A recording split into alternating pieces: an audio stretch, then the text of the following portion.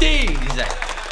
Messieurs, dames, j'espère que vous allez bien. La dernière fois, on avait parlé de l'incroyable histoire des soucoupes volantes. Vous savez, dans ces émissions striptease. Des reportages cultes, énormes, avec des histoires intéressantes, on va dire. Et cette fois-ci, nous allons nous intéresser à mon terroir, le terre-terre, le Nord-Pas-de-Calais et son tuning.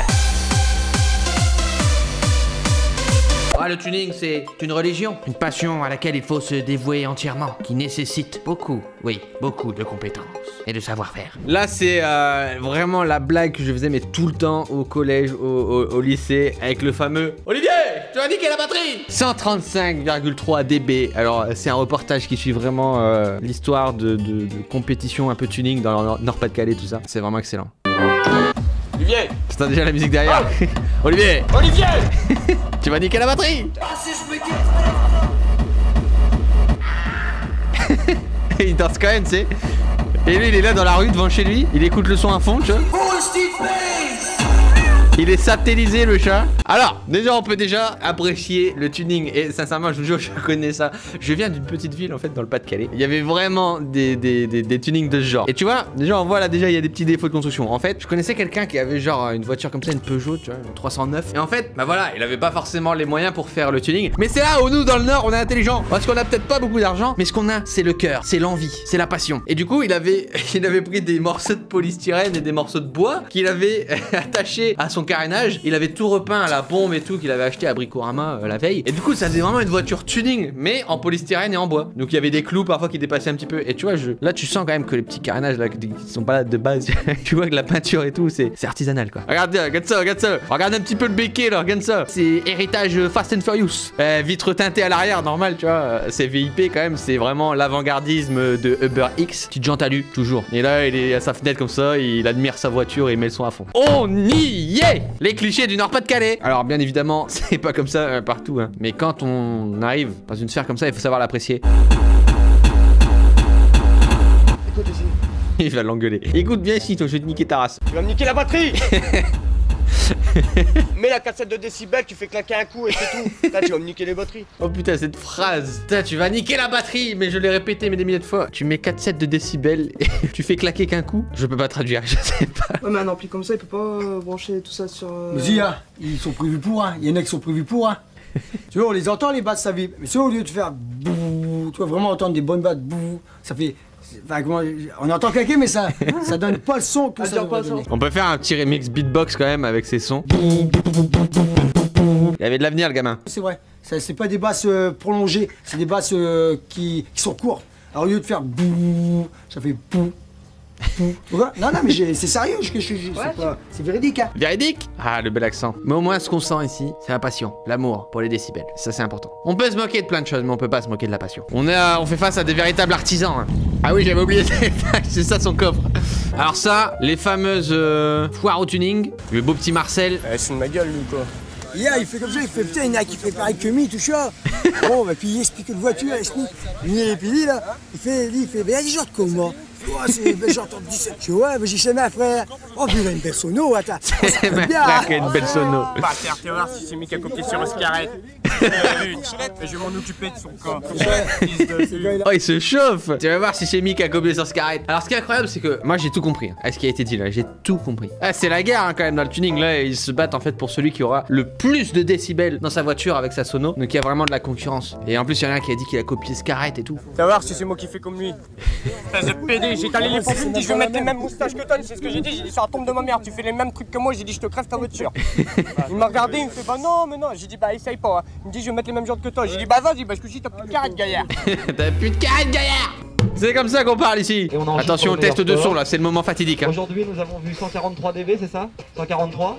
Voilà, 143,4, c'est un score sympathique, mais on est encore très loin de ce qu'on peut faire en France. On est quand même, je rappelle, hein, attention les clichés. Là, on est dans les années 90. Regardez ces coupes, regardez ces styles, quoi que ça revient à la mode hein, maintenant. On voit qu'on est dans un autre siècle. Là, il se prépare. Le challenger, le gladiateur, il rentre en piste. Ça va claquer des décibels en masse. 136, 139, 138, 9, 140.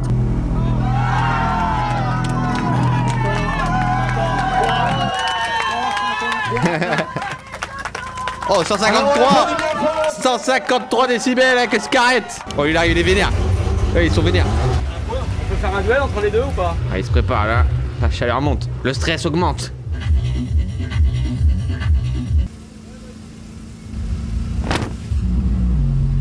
Il est à l'intérieur, il doit prendre le tarif. Ça, c'est le duel.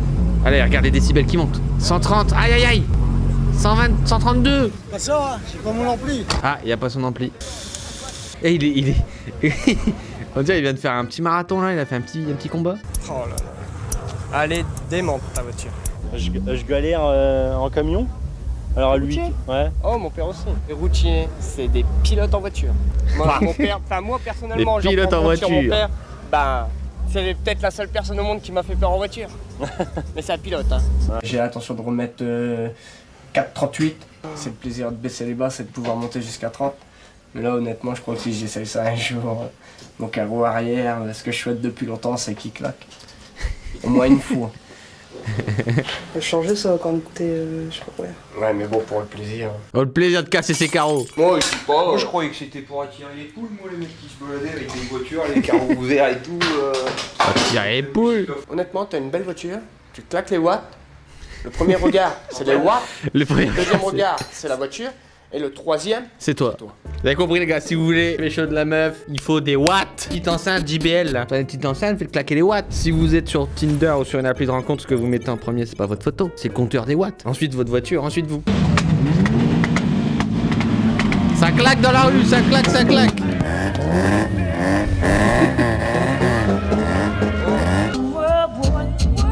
Ouais, ça me fait marrer parce que je connais, comme j'ai dit, j'ai connu plein de gens un peu comme ça, quand même, qui kiffent les bagnoles et tout. Et je comprends carrément les gens qui kiffent les bagnoles. Mais parfois, il y en a qui sont vraiment dans l'extrême. Et c'est une passion vraiment de fou, quoi. Un maximum de son. «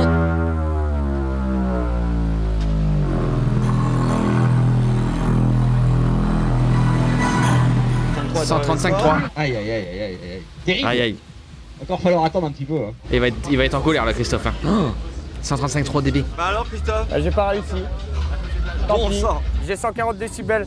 Mais j'ai pas été qualifié, les autres il fallait que je vienne jusqu'à 141.1 et puis j'ai 140. Ouais, c'est dommage. Mais bon, le cœur y est. Ah, on va connaître le nom du finaliste. C'est parti. ah ça on l'a jamais vu encore. 142, il vient de se faire battre. Ah, il est dégoûté là, 142, il est dégoûté. Alors attention, cette vidéo elle date quand même, ce documentaire date, mais à cette époque ça a été beaucoup repris. Enfin, moi je me rappelle quand j'étais petit, je disais tout le temps Olivier, tu vas niquer la batterie et tout ça. Du coup, c'est quand même un petit peu les mêmes comme les blagues. Parfois, soit ça se passe très bien pour la personne, soit ça se passe très mal parce que les gens ils se moquent vraiment méchamment, peuvent insulter tout ça alors qu'il n'y a pas vraiment de raison, c'est juste ça peut être rigolo. Du coup, il y a une vidéo 20 ans après l'entrevue avec Christophe. Ça va être intéressant de voir ça.